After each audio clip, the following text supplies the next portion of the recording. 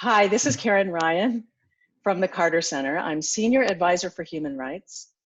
Welcome to our program today. We are very excited to hear from representatives of the peace community in San Jose de Apartado in Colombia.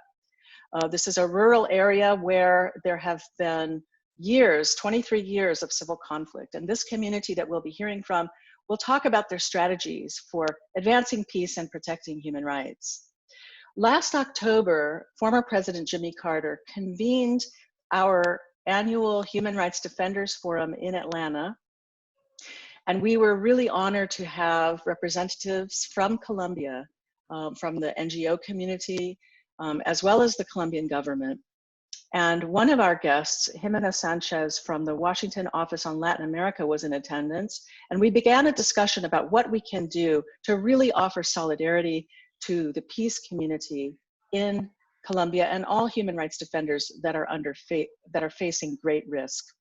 So we're going to begin our program today, which will feature an exciting guest named Jose Rivero Lopez from San Jose de Apartado in Colombia. We will also be joined by Lesley Zelenko, representative of Congressman Mark Pocan, who is a member of Congress that is working very specifically on the question of human rights in Colombia.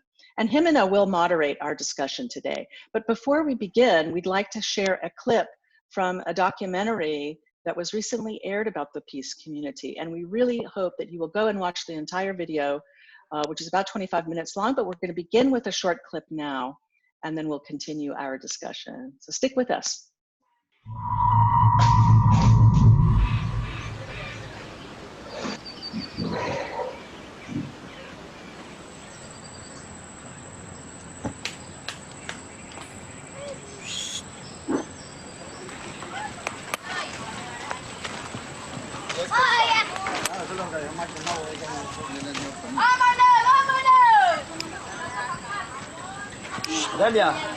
Morelia, vamos hasta la bodega.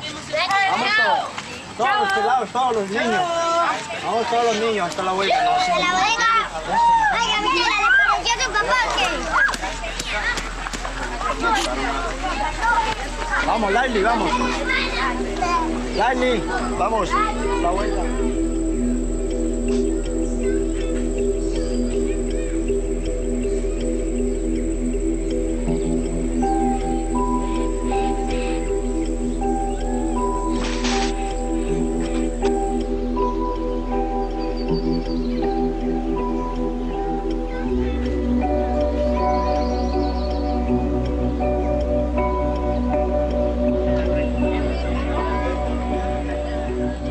Bueno, entonces empezamos. Bueno, tengan buenos días. Sabemos que ha habido una dificultad grande últimamente, después de Marco Fidel, que fue amenazado, tocó irse. Después Pedro Pablo también fue amenazado, tocó irse. Entonces, por lo tanto, creemos que es una preocupación más para la comunidad por todo lo que está pasando últimamente en la zona y las amenazas que se han estado dando. Y pues eso no cancela el recorrido de la Comunidad de Paz. La Comunidad de Paz somos los campesinos que estamos allí presionados en estas veredas y vamos a hacer este recorrido por los espacios de la Comunidad de Paz. Oración en español.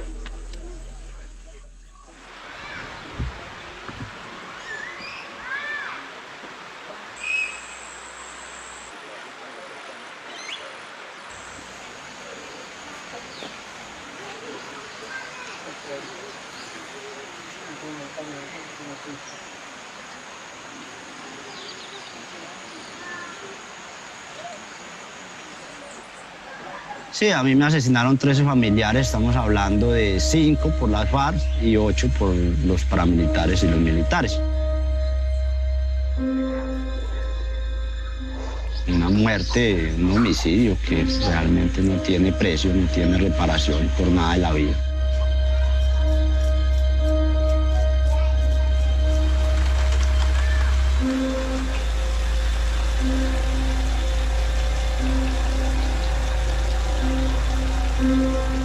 Todo lo que se llama muertes selectivas, masacres, todo se dio en una forma de estrategia de guerra, a través del terrorismo.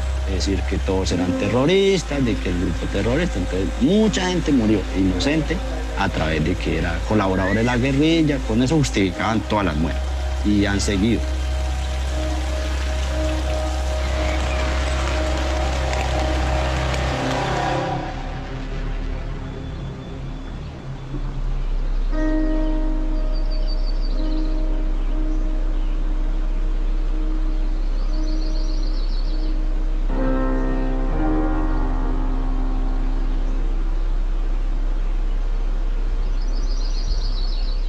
Thank you for tuning in today. This is the Carter Center Forum on Human Rights. I'm Karen Ryan, Senior Advisor for Human Rights. And we are discussing today the work of the community you've just seen, the peace communities in San Jose de Apartado in Colombia. I'd like to ask Jimena Sanchez in a moment, as soon as I see your pretty face on the screen, turn it over to you. Jimena is from the Washington office on Latin America and was with us last October when President Carter presided over a conversation about the situation in Colombia. So thank you, Jimena, for being here and helping us to gather this wonderful panel, and we look forward to the discussion. Please stay tuned to the audience. We really are going to get into what can we do as a community to keep momentum towards advancing peace and human rights in Colombia. So stay tuned for the hour. We're going to get to some really exciting actions that we can all take. Jimena, over to you. Well, thank you very much, Karen. Thank you to everyone who is participating for tuning in. And thank you to the Carter Center, to President Carter for his unflinching support for global human rights, and also to Representative Mark Pocan for being a leader on these issues in our Congress here in the United States. So in 2016, Colombia signed a historic peace agreement that basically made a historical shift, giving the country a tremendous opportunity to change all of the structural problems that had led to the more than 5 decades of internal conflict in the country. And while the peace accord is imperfect, as all peace accords are, there are negotiations, it really serves as the best framework that we have to strengthen rule of law, to protect ethnic rights, to change things in terms of inequality in the rural sector, and address drugs and perhaps some truth and reconciliation for the many victims of this conflict. That said, since the peace accord has been signed, we've seen first the mobilization of thousands of former combatants and homicides and overall violence gone down. It doesn't mean that the other groups that are also present in Colombia, since they weren't part of this agreement, haven't stopped their activities. But overall, we've seen the opportunity for tremendous change and a way to move forward. One area that hasn't been so great in this post-peace accord has been the security of social leaders and some of the remote peripheral communities in Colombia, where most of these other groups that I've mentioned are present and are still involved and engaged in a lot of illegal activity. We've seen, unfortunately, that since the signing of the accord, nearly 800 social leaders have been killed, and displacement has continued in these peripheral areas. Just this year, from January to April, Paz that keeps an observatory of the killings of social leaders and security in the country, found that 72 leaders were killed, and the UN has found that 56 social leaders were killed. So right now, Colombia is the top country in the world with the most human rights defenders killed in the world. Under President Duque, who's been in office now for about 15 or so months, more than 15 months actually, we've seen that there have been efforts to roll back the peace accord, which has complicated things further. One way we've seen this is that the president has been very reluctant to engage in peace negotiations with the secondary rebel group, the ELN. However, we've seen that there have been efforts to advance some of the projects of the peace accord. We've seen some discord with the way the government has implemented the accord, which has led to some regroupment of some dissident FARC groups. And especially in regions like Cauca, Antioquia, where the San Jose Patadu community is found in the Pacific region, we've seen some very bold attacks against communities. In this context, we now have a global pandemic with the COVID-19 virus that only has made this more complex and exacerbated in some way the security situation faced by such communities. So for example, we have the new challenge that the quarantine that's been imposed has made it so that the institutionality usually that is involved in responding to threats and security and what have you has not been able to fully respond. Not only is it completely overwhelmed by the pandemic, but also it hasn't been able to have a response. The international presence, United Nations and other agencies, hasn't been able to do its work fully like it normally has. So this is why we've seen that in spite of the quarantine, there continue to be killings. And just last night, for example, we received information of a massacre in Cauca being one of the few that happened just in the past 2 weeks. The Colombian government also has put together subsidies and tried to galvanize support for its citizenry during this situation. Unfortunately, we've also seen that there have been major corruption investigations put in place, and a lot of that aid isn't getting to people. We've seen as such that Colombia has the added strain that it has ongoing displaced people and Venezuelan migrants in this situation. So last October, as Karen mentioned, the Human Rights Forum that was put together by the Carter Center started to look at different ways that the international community could help build and strengthen protection measures that exist. And one of the fascinating things about Colombia is that you have some incredible civil society members and rural communities that have come up with their own way of protecting themselves. And I would say that one of those that has spearheaded those efforts is the San Jose de Apartado Peace Community, situated in Northwest Colombia in the Abibe Mountains in a very rural, remote area that basically is a grouping of displaced farmers from different regions who said that they had enough of the conflict and that they were going to be neutral in the conflict and they were going to apply the international humanitarian law principle of distinction of civilians and put it on the ground by demarcating an area free of all armed groups, including the state armed groups. And so we wanted to look at how has this community been able to resist for the past 23 years. Yes, it's, as you saw in the video, has unfortunately suffered losses. It suffered some very brutal massacres, and it continues to be under tremendous threat. However, it's managed to resist and to rebuild and to regain. In some ways, the images you see is not typical of most of rural Colombia.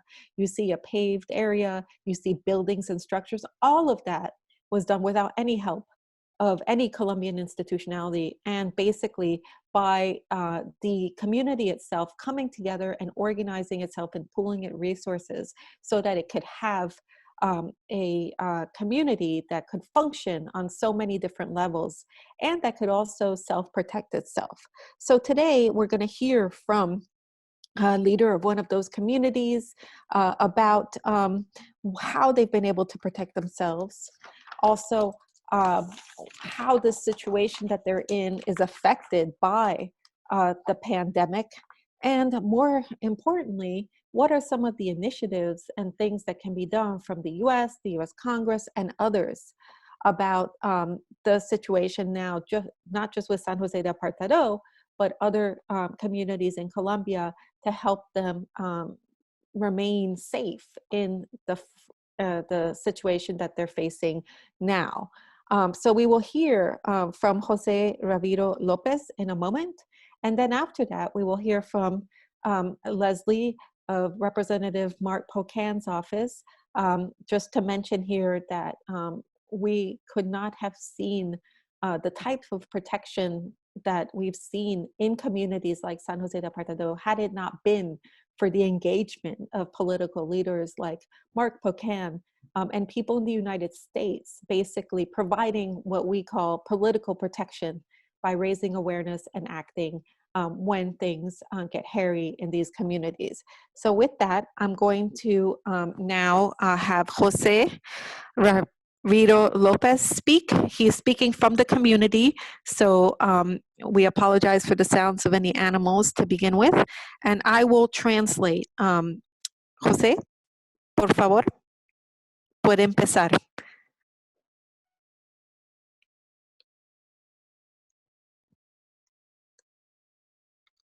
Just one second. Bueno, ¿sí me escucha? Sí, por favor.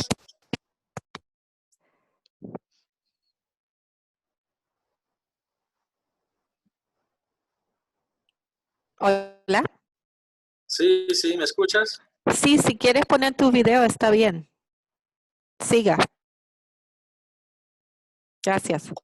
Hola, bueno, yo soy José Roviro López de la comunidad de Paz San José de Apartadón, la cual pues este 23 de marzo ya cumplimos los 23 años de resistencia civil frente al conflicto armado que se ha vivido pues en esta zona, que es la zona de Urabá, donde es una zona que es muy rica, digamos, también en el tema de biodiversidad, temas de minerales, y que por eso también la disputa ha sido grande entre los grupos armados y las empresas que buscan también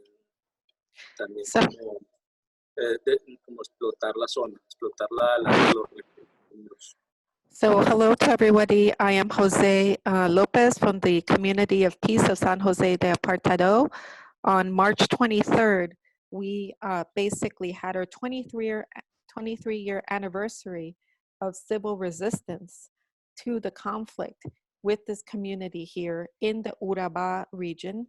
The Urabá region is very rich in biodiversity and minerals, and that's partly why it has attracted disputes between the armed groups and also a lot of interests of businesses who wish to exploit our natural resources. Siga.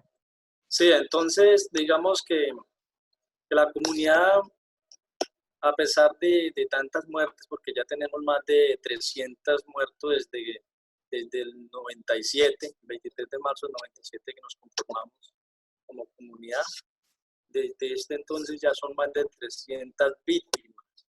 A pesar de eso, la comunidad siempre ha sobrevivido a toda esta problemática de exterminio pues, que ha habido en la zona, la cual hoy en día las muertes son más, digamos, menos intensas, ya no hay tantos muertos, pero sí está un control permanente de los paramilitares con las que son manejados directamente por las empresas, por toda esta forma de intentar explotar la zona, sacar los recursos minerales que hay pues, en la zona. Y por otro lado, pues que también las fuerzas militares han permitido que los mismos paramilitares caminen por la zona, controlen la población civil, les cobren vacunas, todo tipo de impuestos y permanentemente nos estén amenazando a la comunidad pues,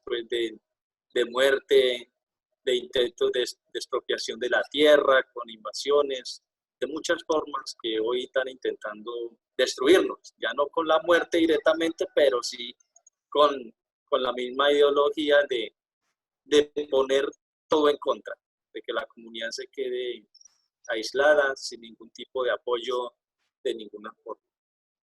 So, since our founding, we've had more than 300 victims, but we've been able to survive being completely exterminated and remain in the area.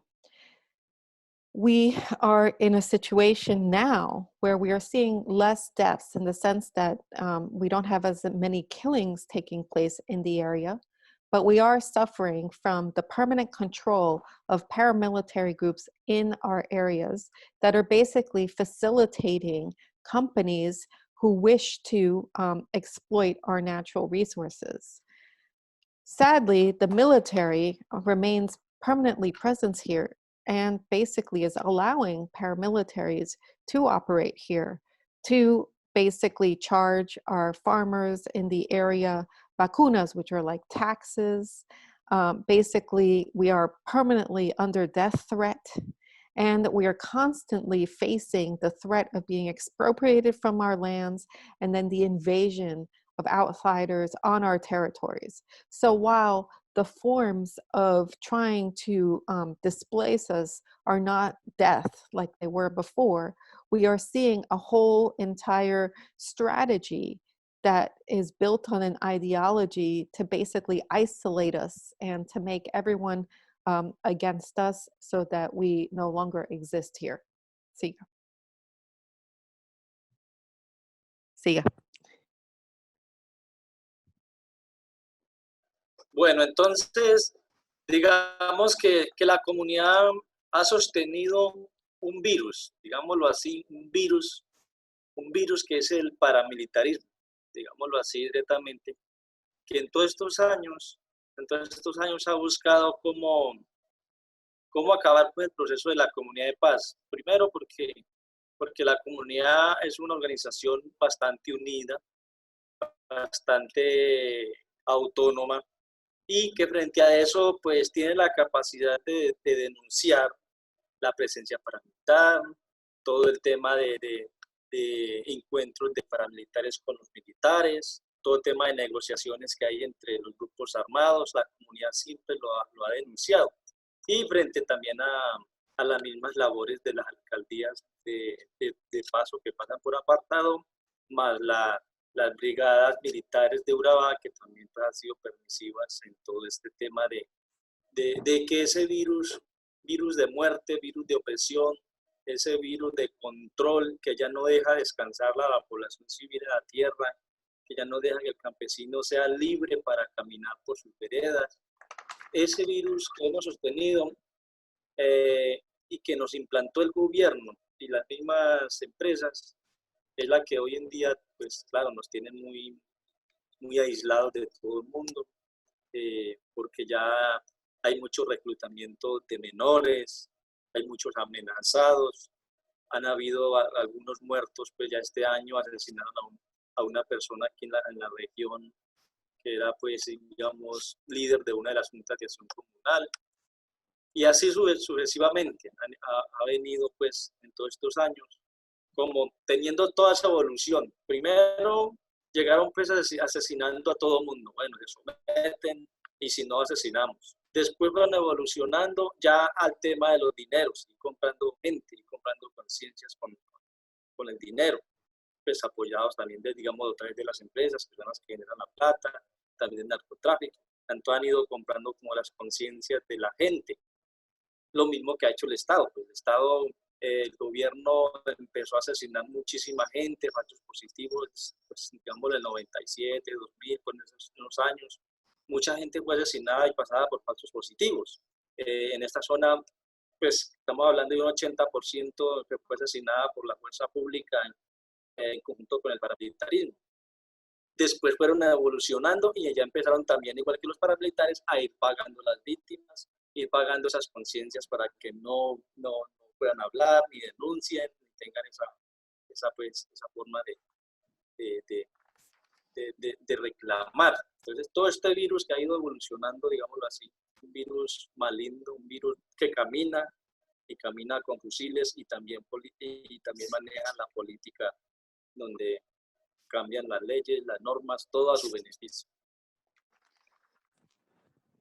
So first, we had to deal with, as a community, with the virus of the paramilitary all of these years, and its effort to basically end our civil resistance process. However, we've been very united.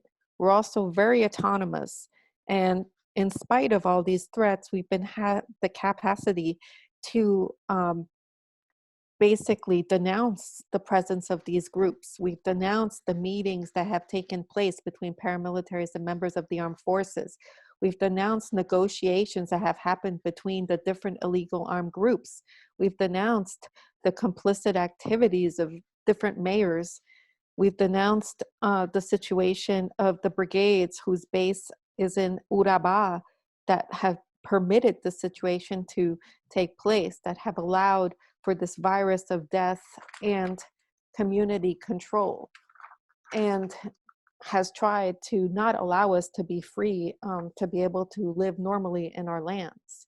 A lot of these ideas were imported by the government, and we are very isolated now from the rest of the country.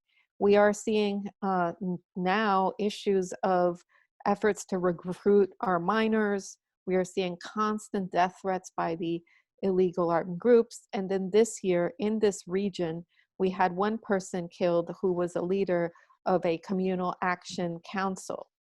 So what we've seen is a new modality that has evolved, which is to try to buy people's consciousness. Basically, companies are utilizing funds, or even these funds come from narco trafficking enterprises.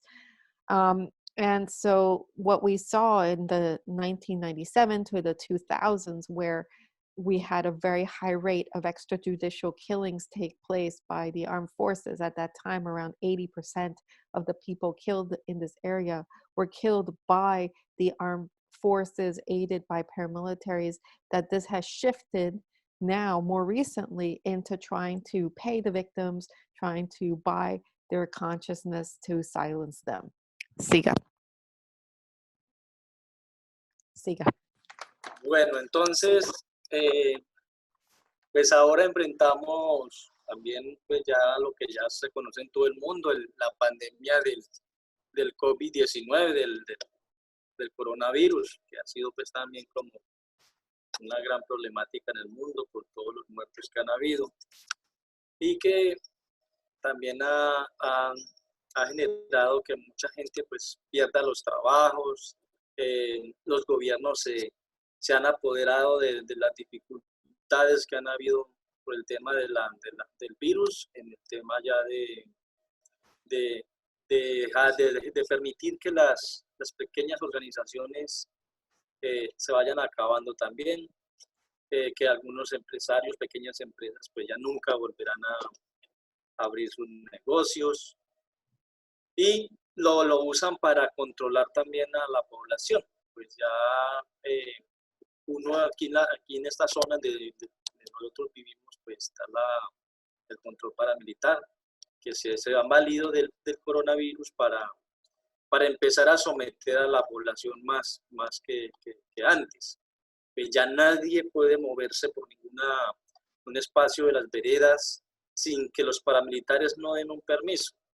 Nadie puede caminar ni traerse un familiar de la ciudad o de algún pueblo o de algún otro lugar, de otra vereda, si no es permitido por los paramilitares, si no cumplen ciertas reglas como someterse, terminar pagando impuestos o terminar pagando vacunas, terminar todas estas cosas que se están viviendo. So today we have seen that there's the global COVID-19 pandemic that is resulting in a lot of deaths globally.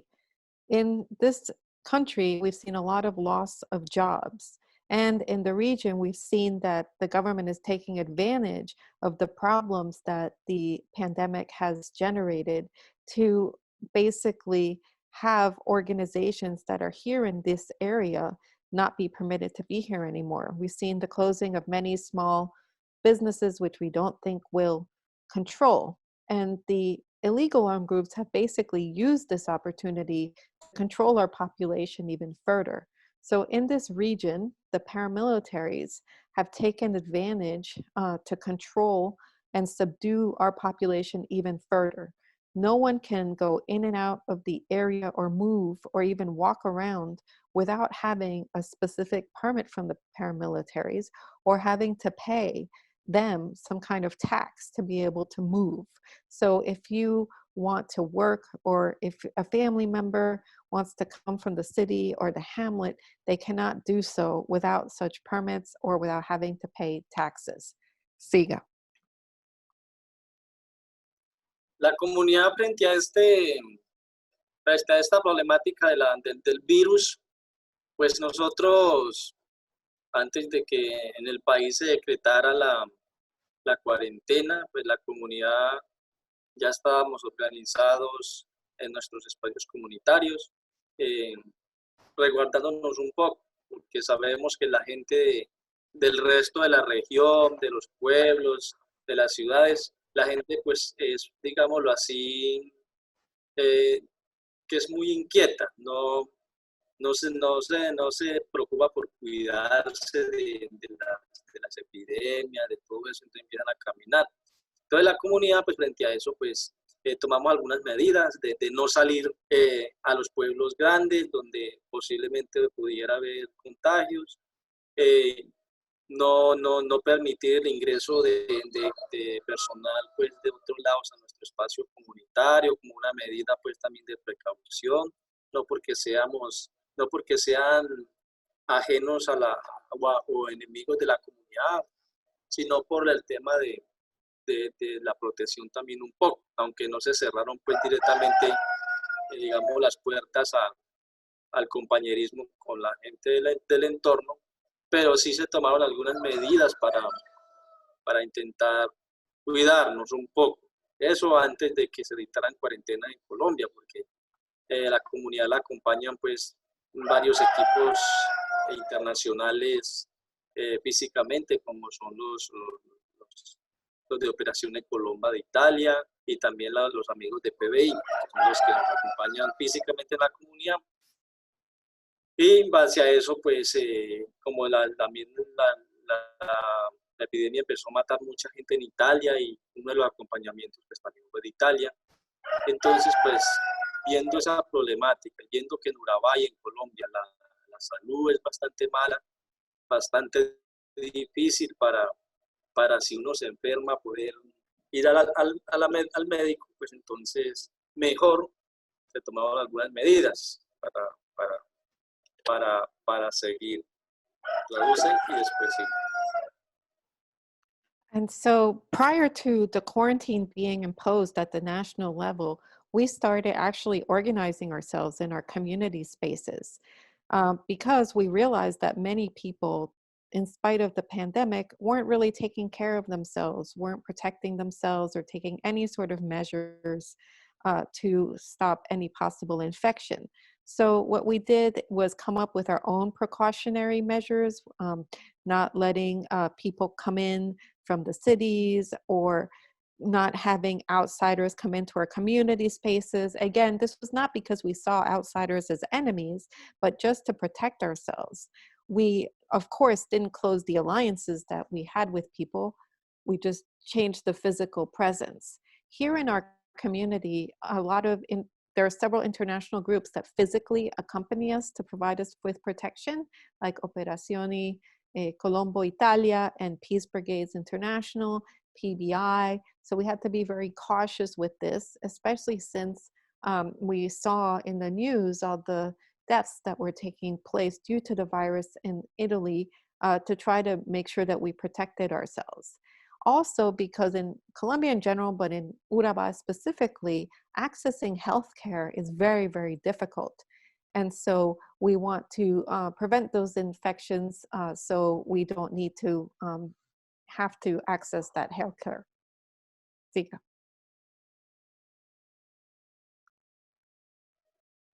Entonces la comunidad pues ha enfrentado esta pandemia también de una manera muy ordenada, respetando también los principios pues, colectivos que la comunidad tiene en sus reglamentos,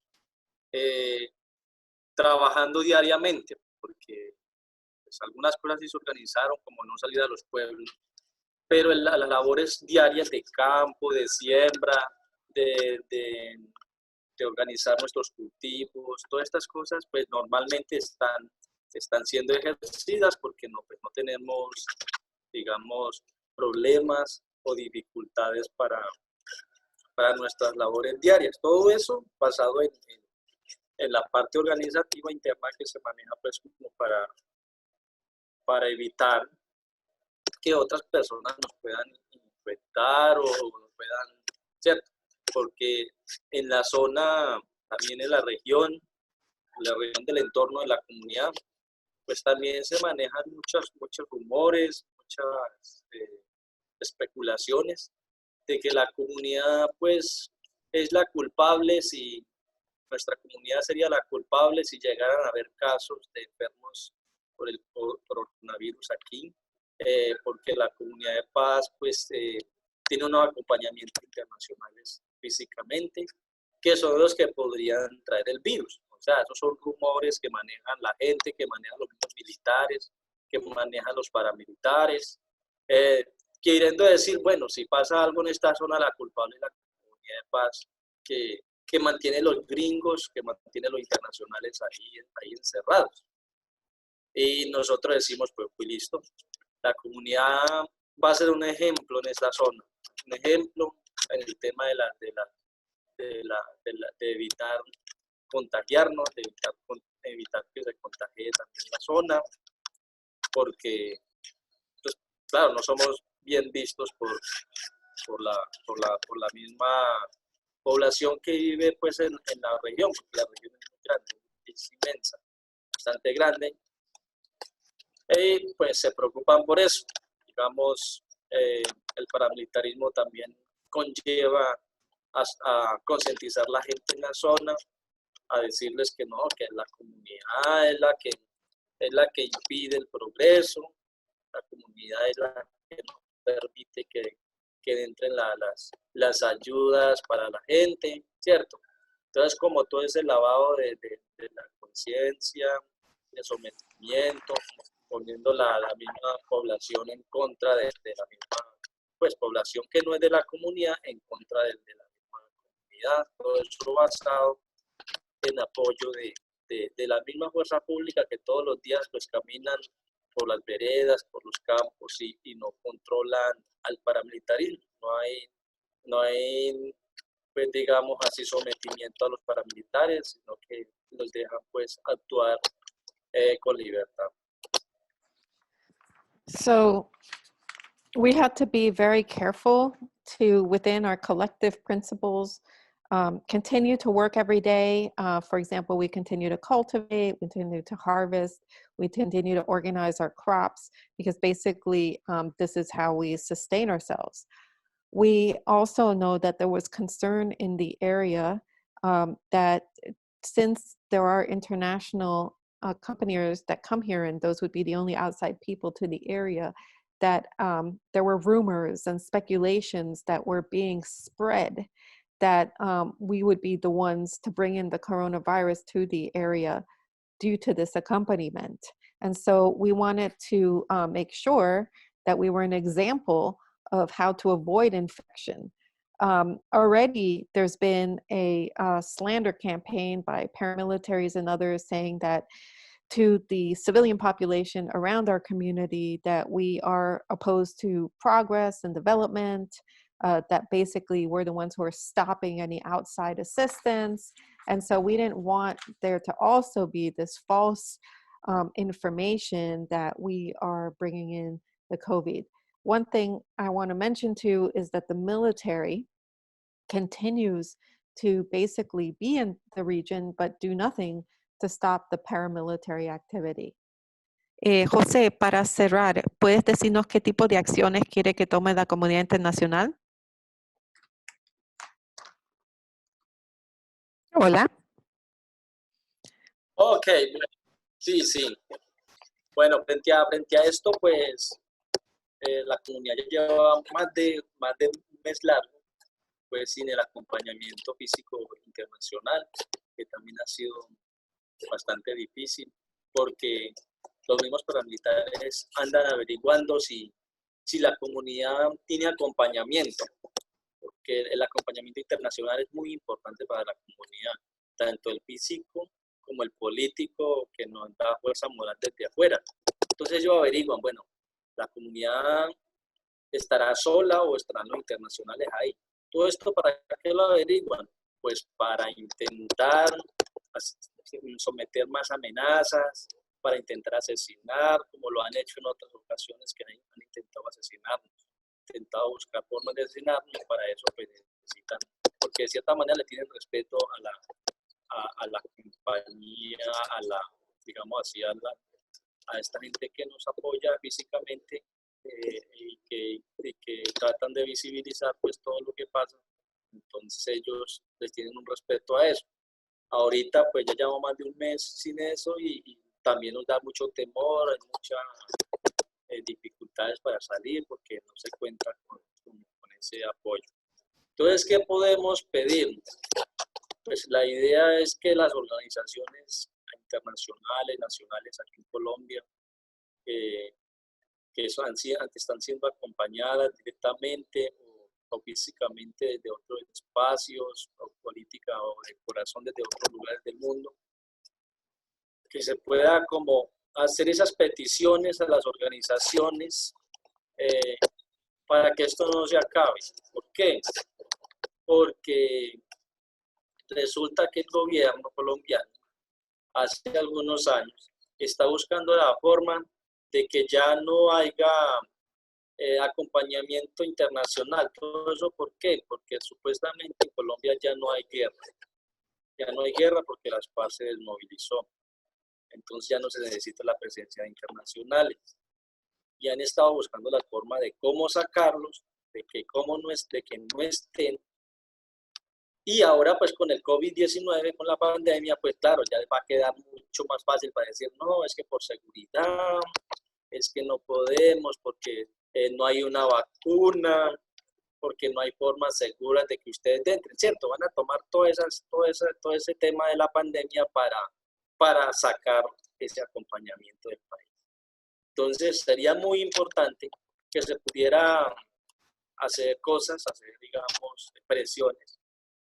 No digamos que sea pues que tengamos las comunidades sociales en Colombia tengamos acompañamiento ya, ¿sí me entienden? No lo tengamos ya, sino que cuando todo esto pase, cuando esto tenga una calma, digámoslo así, puedan volver a ingresar, porque si bien se ve es que el gobierno intenta, es que esto ya no se vuelva a dar nunca más, esto se acabe, que ya no haya más acompañamiento de personas de afuera a las comunidades. Entonces, que esto se vuelva a reactivar, que no vaya a haber una política que los termine sacando de todo, porque para nosotros pues, es muy importante que esto se dé.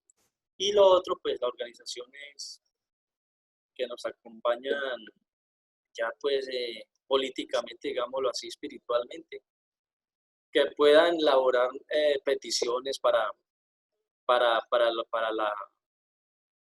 los congresos, por ejemplo, para la presidencia, para el ministerio y para otros gobiernos en otros países sobre el tema del paramilitarismo. ¿Por qué? Porque es que ahora en esta cuarentena se están aprovechando más que nunca de la población civil y las fuerzas militares pues lo están permitiendo.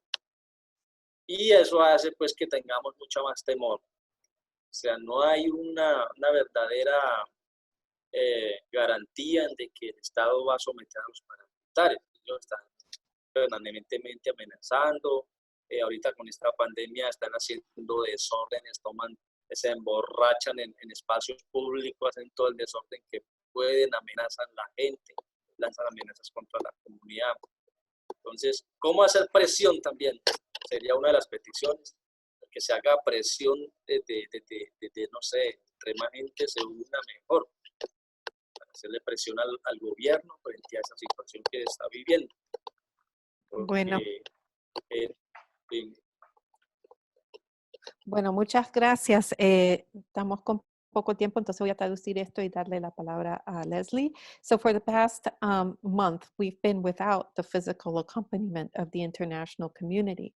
And we see that paramilitaries are asking around about this. They're trying to gauge what kind of physical presence is around. And, you know, we also are without that moral support from those accompaniers here. The paramilitaries are asking, are they alone?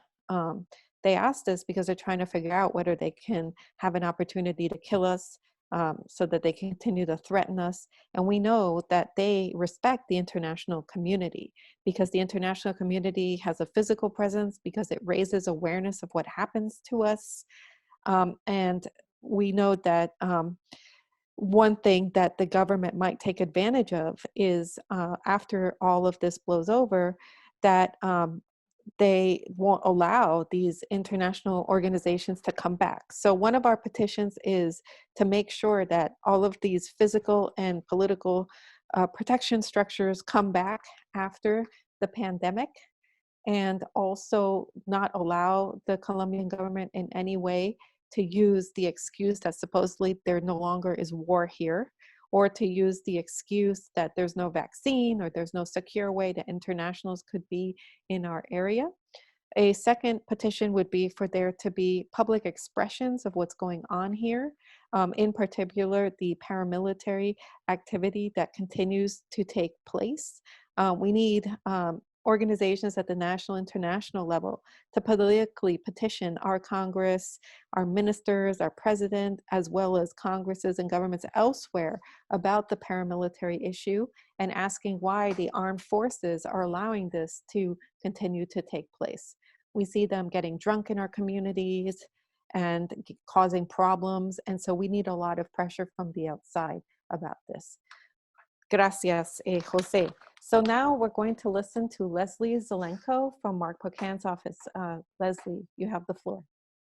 Thanks, Jimena, and thank you to the Carter Center and to WOLA for inviting myself and the congressman to this event. I'll just be brief in my remarks so we can get to some questions, but just quickly, the congressman's connection to the peace community in San Jose de Apartado began in the late 80s. He was a member of the Dane County Board in Wisconsin, and now Senator Tammy Baldwin, but then County Board member Baldwin, introduced a resolution to formalize a sister city relationship between the peace community and Madison, Wisconsin. At the same time that was happening, both Jack and Cecilia Lawn, who Cecilia was Colombian American and lived in Madison, they formed the Columbia Support Network. And this advocacy group worked closely with my boss at the time to engage the peace communities around Colombia, to launch urgent actions, connect the community leaders with politicians in the United States. They lead an annual trip down there and work closely with some of the organizations Jimena had mentioned earlier. The PBI is one of them. I also wanted to mention that WOLA in 2001 actually took a delegation of congressional members, including Congressman McGovern and Jan Schakowsky, as well as a representative from Speaker Pelosi's office, to the peace community. And these types of interactions, I think, are extremely meaningful in terms of engaging elected officials and showing them exactly the reality on the ground for these communities. I wanted to touch on briefly some of the ways in which Congress can advocate for these peace communities, and how we've taken action as a group. There is a large number of members of Congress who are interested in these issues through the Tom Lantos Human Rights Commission, which Mr. McGovern chairs, along with Representative Chris Smith. That's a bipartisan committee, as well as a group of members who are focused on labor issues in Colombia, the Colombia Monitoring Group, that's run through the Ways and Means Committee. We've also taken specific actions like letters of support of the peace agreement directly to the Secretary of State.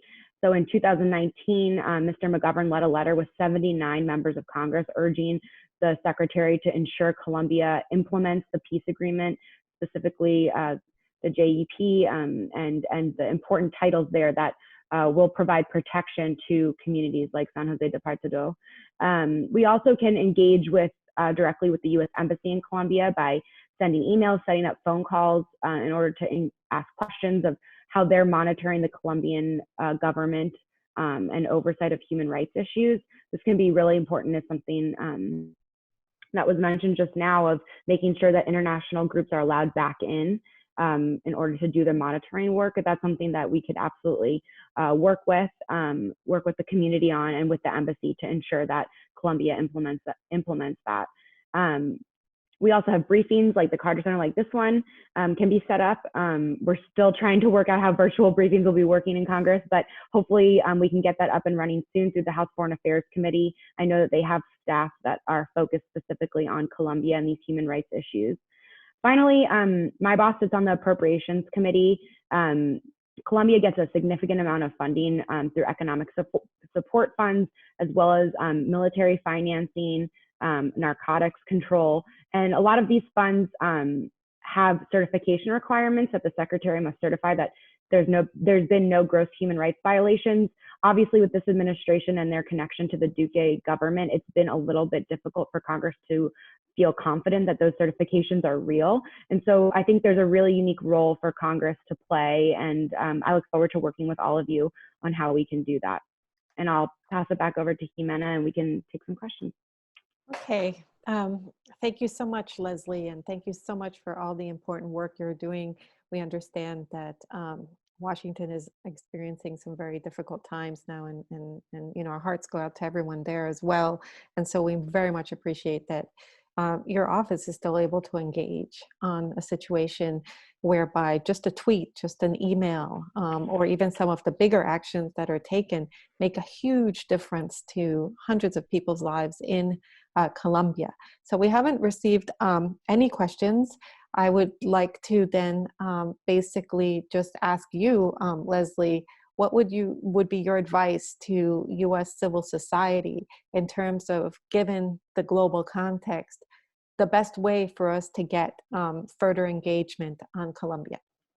Absolutely. Well, I think, Wola, I don't know if you guys have a newsletter, but I think you guys do a great job of updating us on the human rights violations in Colombia on a, I think, biweekly or basis. I know I get emails from you, Jimena, and I pass those along to the congressman. And I think for civil society to organize, you know, through these groups like the Colombia Support Network, you know, Jack will reach out to our office and ask us to highlight a certain issue or send a letter to the embassy on a specific issue. And these are things that I think members would be interested and willing to do when they feel the push from constituents. There needs to be kind of an organized action for everyone to send an email to their member of Congress, or everyone to call their offices, which might be a little bit difficult right now, but something to keep in mind in the future. You know, you mentioned social media. That's a lot easier of a lift, I think, and can really engage the press in Colombia. And from my understanding, communities can use that social media engagement to help them in their advocacy with the Colombian officials. And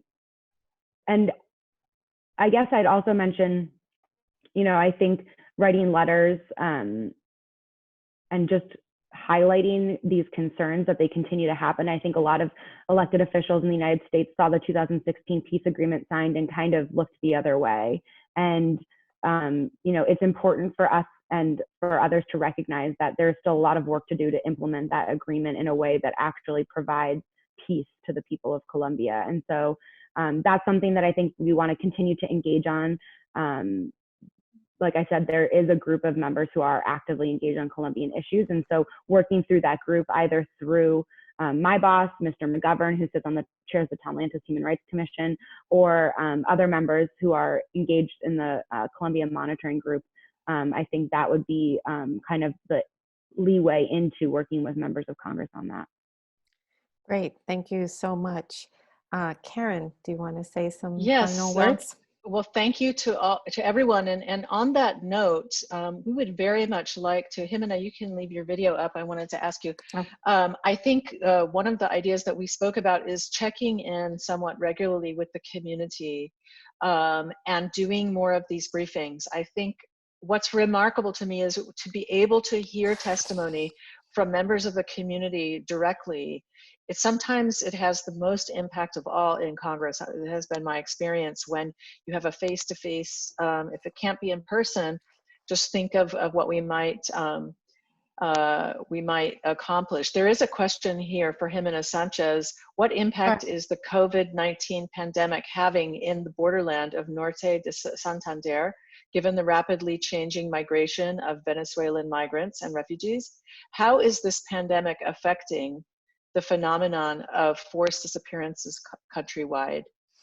Okay, well, since we have 1 minute, I will answer this. I was actually in Northern Santander earlier this year, and I've been following the situation of Catatumbo and the border area very closely in recent years. What we've seen in terms of the Venezuelan migration are several things. Well, first, all of the attention that was first going by the international community to implementing the peace and to addressing the displaced people like those in San Jose de Apartado in Colombia shifted over to the Venezuelan crisis, which is a very big crisis and needs attention. However, it is a situation whereby you have multiple different problems. One, the country of Colombia being the best one in terms of letting people in doesn't have the infrastructure nor the laws and institutions it needs to really give the Venezuelans coming in the full attention that they need, and much less so in areas like Northern Santander. With the pandemic, we've seen that there's actually been Venezuelan migrants leaving Colombia and going back to Venezuela, partly because they're being evicted in certain areas. They're not getting the subsidies and assistance. Obviously, Colombia is prioritizing its nationals. And also there's more fear towards them because they are a moving population. So a humanitarian corridor was set up with the help of Colombia. And now we're seeing that many of these Venezuelan migrants are on the other side of the border in areas that we find a bit of concern because they're not being monitored by the international community. They're being basically implemented by the Venezuelan authorities. At the same time, we've seen that during the pandemic, the Colombian government has decided to up its coca eradication efforts, which is highly problematic on many levels. First, because of the use of toxic chemicals, but second, because it induces farmers who were putting into place mechanisms that were basically agreed to through the peace accord in conflict with the eradicators coming in. And that's where we saw this extrajudicial killing take place in Northern Santander. And sadly, those clashes are not just happening in Northern Santander, they're happening in multiple different parts of the country. And so we've actually put out a statement that's on our website about the situation that you can see at wola.org. I think I answered that quickly. That's excellent. And just to reiterate, I think it would be wonderful to do this again in about a month or so, to check in with the community and keep our eyes on this.